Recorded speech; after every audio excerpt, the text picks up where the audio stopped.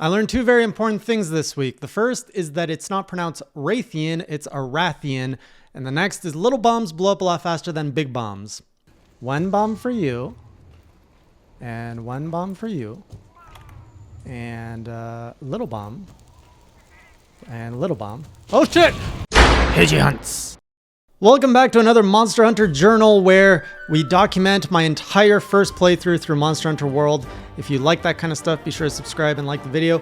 What a wild ride last night was. I am recording this now a day after stream number 3. I can't believe it's only been 3 weeks since I've gone on to this Monster Hunter journey because it feels like I've been playing this a lot longer than that. Yesterday felt like an entirely new game. Approaching it, just the controls, everything felt more fluid.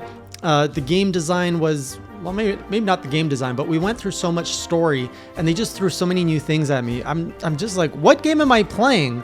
After last week, you know, we had the Anjanath rush and then I got comfortable with it through the multiplayer and I kind of went into it now with a whole new level of comfort and the game just threw a whole bunch of new things at me. So today's going to be, sit back, we got a lot of stuff to cover. It's going to be a lot of, I don't know, this is going to be a lot of me talking about Monster Hunter. First off, we started the stream with the Zorah fight and the Zorah Magdaros, I believe it's called. And what a unique fight. We've got this massive volcano turtle that is just rampaging. It's not even rampaging. It's really just kind of going for a Sunday stroll amongst the cliffs. And then we show up and try to trip it and throw like all these spears at it and balls of cannons and all these cannonballs. I don't know what was up with trying to capture this thing, but anyways, long story short, it didn't go well. It was a little bit confusing at first what I was trying to do. I was really like on the kind of like the bows at first. I was shooting it and just doing 50 damage. I'm like, all right, this isn't doing anything.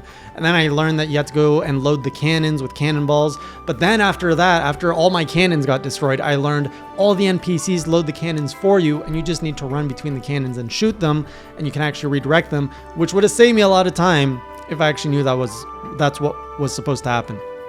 Overall, very cinematic fight, very big, but honestly, the fights where you as the hunter are in the fight, fighting for your life, feels far more epic. The Anjanath fight felt far more epic than the Zorah fight. The Zorah fight felt more cinematic, but different emotions. And then, you know, we got on the back and I know the chat was very patient with me because they were yelling at me to like, go here, hit this, you're forgetting the mines. And I'm like, everything looks the same. How am I supposed to see what I'm supposed to hit? Everything is either black, throbbing with orangeness, or just pure orangeness with sprinkles of black in it. It was really hard to figure out what I was supposed to do. In fact, I wandered into a secret where the whole chat just kind of went like, huh, didn't know about that one. So that was a fun surprise. It turns out that that secret just had a little more mining outposts in it, so it was nothing really that cool. But overall, that thing was an alright fight. And then at the end, you know, there's this other thing. I'm not sure if it's a wyvern or a dragon. It came up. That scared me because I'm like, this thing looks like a badass. I don't know if I can fight this thing. It swiped me once and like took out half my life. I was barely hanging on. Luckily, I did not have to kill it. It was kind of just a story plot, but I survived it. So that was good. No faints.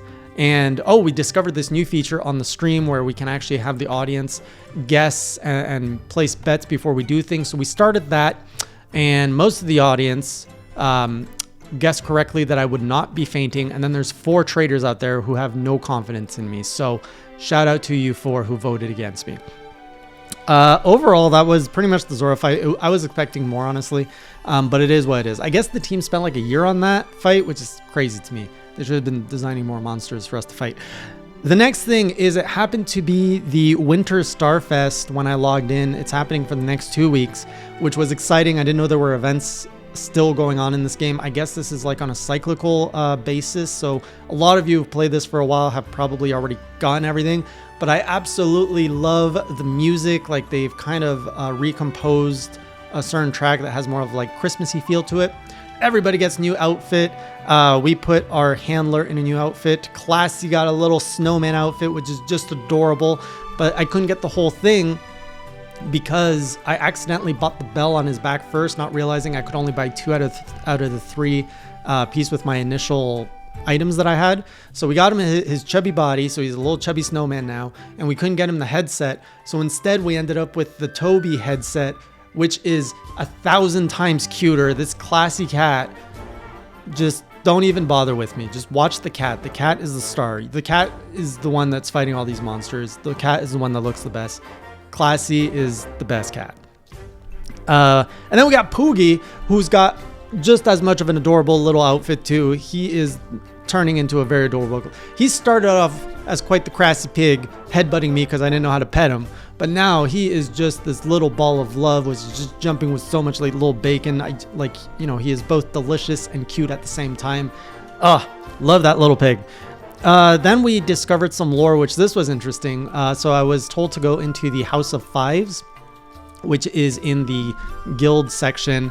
And that's a place where you can like look at a window and everyone's like, yep, that's it. You just look at the window. And I'm like, what is this book here? And like half the chat was like, what book? What book? And turns out we learned the lore of the history of the world of Monster Hunter, which explained how 5 dragons, how everyone used to be immortal. And then they're like, yo, we want to ask some dragons some questions. And then the dragons built the land. And then they're like, oh, you want to be mortal? Okay, good luck with death. You're going to love that one. And they're like, shit, what did we do?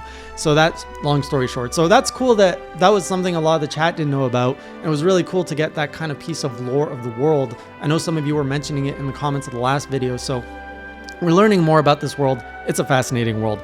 We also got a little bit more upgrades in the sense of I got to upgrade my room so I can have more pets. Still got my little mini cactuar running around in there. I really wish I could have the little mini cactuar running in circles around my yellow toad, but we're not there yet. Speaking of toad, found another one, and I don't know what I was thinking. I saw a blue toad. I'm like, let's kick it. And then like the instinct kicked. I'm like, run, you idiot. Stop kicking these toads on impact on first sight. And that was a sleepy toad. Did not fall asleep, luckily. So I managed to run away from that.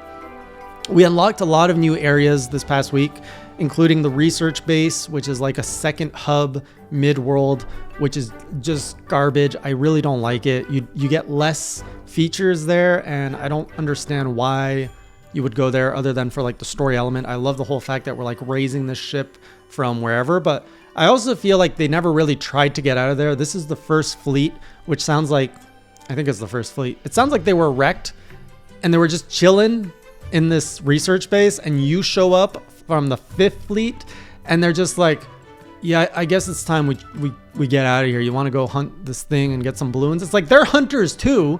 They could have gone this thing out of the air whenever they wanted, and they're just sitting amongst their books, smoking their pipes, drinking their whatever they drink.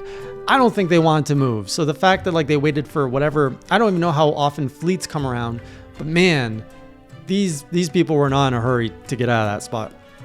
That area is also around the Coral Highlands, which is a really beautiful area. I can't believe just the different like ecosystem. We've gone from like this very like traditional forest to kind of a desert. Was not expecting an underwater world without the water. It's like the best part. You get to see all the coral reefs and all of that, but you don't have to deal with any of that water business. It's fantastic.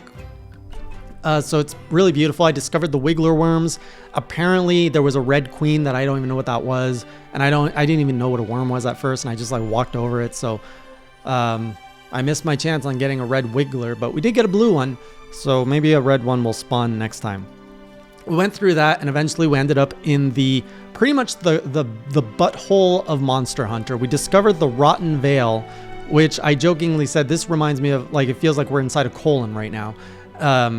And apparently that's what it is. Like when you look at the map, it looks like you're actually inside a dead beast. So I just got into this area. I'm not quite sure what's going on, but so far I hate it. Everything is poisonous. Everything is smelly. There's little bugs that are interrupting you when you're trying to sharpen.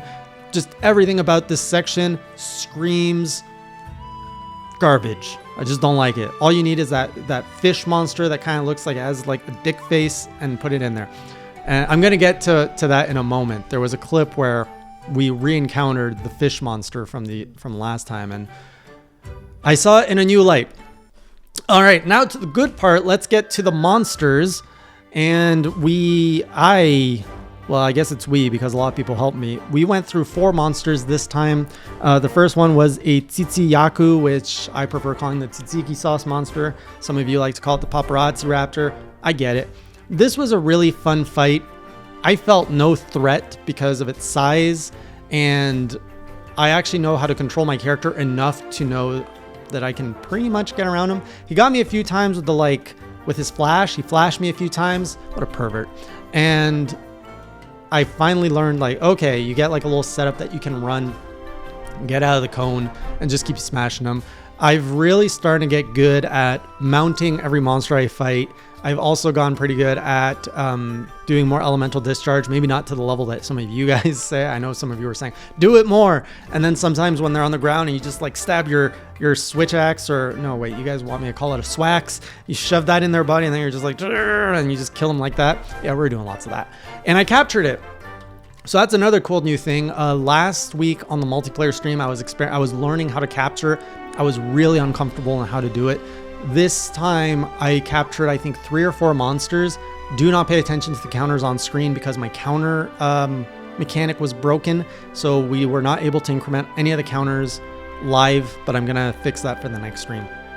So I can capture now. I know how to craft things. Like my skills are just boop, boop, boop. I am leveling up. I'm like a level 10 hunter right now. Next up, and the armor set for the Tsitsi Yaku. Fantastic. That thing, a blue samurai looking thing with angry eyebrows coming out. I love it. We're probably gonna grind this one out eventually. There's too many things to do at this point. I don't even know what to do. Then we went up against the Paolumu, aka the Kirby monster, which pretty much just vacuums the air and then gets big and floats. This fight was less fun than the Tsitsi. We're just gonna call him Tsitsi. There was nothing really iconic about it other than he flies. I got to learn how to use the a flashbang thing to bring him down to the ground. So as a hunter, I progressed a little bit in learning to use new mechanics. Otherwise, he was not really much of an iconic fight for me. I don't really have a major takeaway. The armor set is okay. I really love the captain's hat that comes with that armor set. That's about all I have to say about him. So at this point, we're about 3 hours in. We did Zorah. We've gone through 2 monsters, which really didn't give me much of a challenge. I'm just I miss the Injanith rush. I want more of that. I want to feel threatened. I want to panic, and I want to scream as much as a Hey Jay screams. And so everyone's like, all right, you're ready. Let's go do a Rathian. Rathian. And I was like, oh no, that scares me. Am I ready? And they're all like, yeah, you're ready. Go. If you can do an Injanith, you can do a Rathian. So we went and fought Rathian, the queen of the monsters, as some like to say. As I learned, she was the first designed monster in the Monster Hunter world, or Monster Hunter universe. She put up a good fight. Oh my goodness. Reading her move was tough. She is aggressive, and she is big, and she is threatening. And then eventually she flew to the place where there's the stupid fish monster, and then they were fighting, and I'm trudging through the water, and I'm I don't want to be here. And then the Rathian dodged out of the way, and then out of nowhere, this dick-faced monster just you're fighting this evil wyvern wyvern, and you're focus on the scaly reptile, and then it dodges, and all you see is this translucent, smooth, round, dick-faced thing coming at you. It was not pleasant. I hate that fish so much. No tail for you. Uh-oh.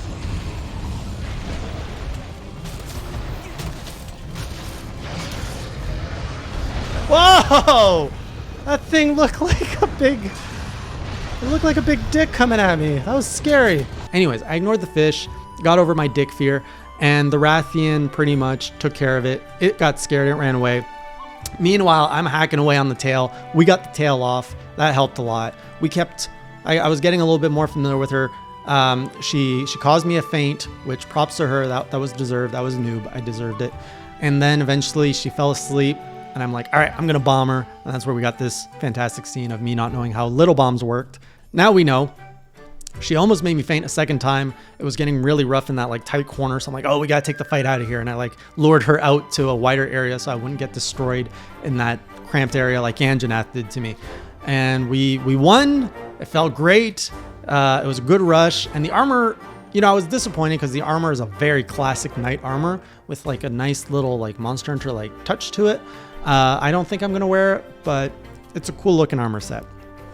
And then we went over to the Rotten Vale, where we had our last fight, which was with a Radoban, which is this really big bone-covered monster. I'm yes, give this to me. It is big. It is intimidating. It wasn't as intimidating as a Rathian, but this was a fun fight. Like, this was one of my funnest fights to this point. It was challenging. It was fast. I never felt like I had the upper hand on it. It kept me guessing as to what it was doing.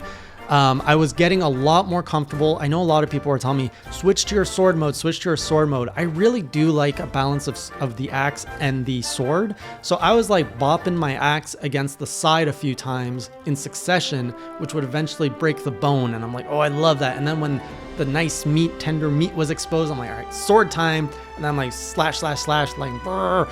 And just fighting that thing was, and then it like started, it has this like spin attack. So it kind of does like a Sonic. But then when it's like weak, it's doing like a wobbly Sonic. I'm like, oh, I got it. And then like I got this rush to like kind of go in. But that's when things were getting even more dangerous, because now it was hitting me more because it was more unpredictable. It was doing like a side like slash that was hurting me. And then it was starting to like go in the ground. So it's always that last, a lot you say, it's always that last part when they are close to death that they're the most dangerous. And I felt that. So that fight was really good. Like, it felt really good. And I think this is the hook. I think this is the click you guys are talking about, that craving, that appetite for a bigger challenge, because all the other monsters just don't cut it anymore. And you go out as a hunter because you want to be challenged that way. I have to say, let's make it official on Journal 5. I get it. It makes sense. I love it. There we go. I'm done with the denial. It's a fun time. And it's a fun time trying to seek out the next rush from this game. It's a really wild game. Like, I'm going to do probably a proper review on this once we're all done, but it's been a wild ride. And every week, it's just something so new, so different. So that was everything we did yesterday. I'm not sure if I can get around to doing a community stream this weekend. It's just a really busy time of the year for this weekend. So I'm not sure how much I'll progress to the next stream, but as always, Thursdays, 8 p.m. Eastern time on twitch.tv/HeyJOfficial is when we do progression streams. So we'll continue the story and continue hunting new monsters. If you can't catch it on Twitch, I upload the VODs here on YouTube. The link is below. I think I leave a comment because YouTube does some weird truncating with links. So look for my pinned comment. That'll take you to the playlist. You can also check out the homepage of HeyJ on YouTube, and you can find the Monster Hunter VOD playlist there. Otherwise, I'll see you all next week or on the next Monster Hunter Journal. And until then, keep it classy.